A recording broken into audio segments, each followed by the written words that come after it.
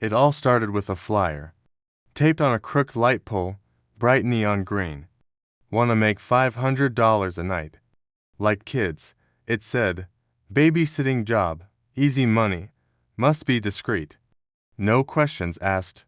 Naturally, that was enough for four broke teenagers from Maple Falls to make the worst and best decision of their summer. There was Zeke, the conspiracy nut who believed his blender was spying on him. Jenny, the robotics genius with a 4.3 GPA and a tendency to build things that talked back. Mo, who honestly thus thought this was going to be a TikTok prank. And Tara, the quiet girl who spoke fluent Nebula, always in galaxy print leggings, always reading books with titles like Wormhole Gardening for Beginners. They showed up behind the old gas station at midnight, just like the flyer said. That's when a van pulled up, not a regular van. This one hovered. No wheels, underglow lights, jet black windows.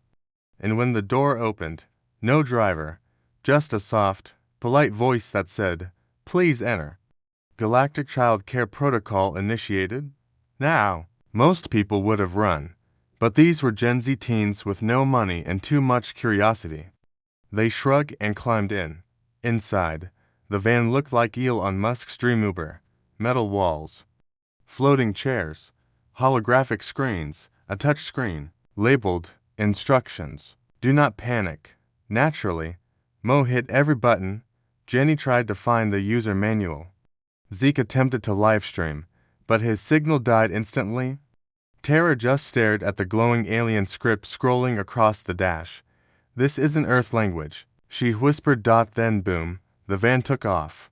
Straight into the sky like a roller coaster strapped to a rocket.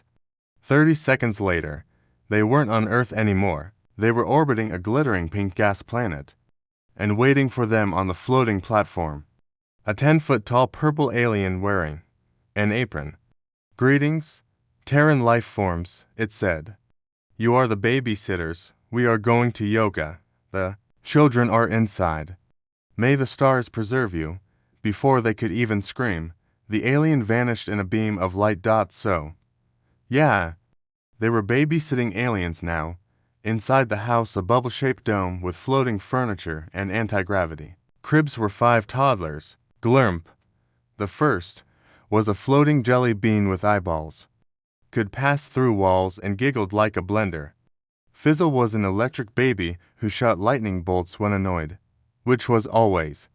Momo had 16 arms and a habit of cloning toys, and then the twins. They spoke in perfect unison and made objects float when bored. Oh, and they might have had psychic powers, probably. It went downhill fast. Mo tried to change a diaper. It bit him. Zeke put on Earth cartoons to calm the kid's bad idea. They hacked his phone and sent memes to the Pentagon. Jenny built a translator out of forks and drone parts. Tara stared into a glowing orb one of the twins handed her and saw a vision of Earth being ruled by babies in space helmets.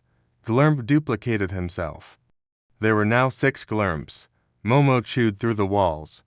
Fizzle electrocuted the fridge. The twins floated the couch. At some point, Zeke ended up stuck to the ceiling. Tara figured out that if she hummed "Twinkle Twinkle Little Star" backwards, the twins would nap. Jenny bribed Momo with edible slime. Mo stopped trying to clean and started doing interpretive dance. Weirdly, it worked. After what felt like 12 years, but was probably 6 hours, the kids began to calm down. Glurmp snuggled up with Tara's sketchbook. Fizzle wrote Jenny's name in floating neon sparks. Momo gave Mo a high five with 6 arms. And the twins, they made Zeke cookies appear out of thin air. By the time the parents returned glowing from yoga or black hole therapy or whatever, they looked surprised. "Your survival rate is impressive," one said.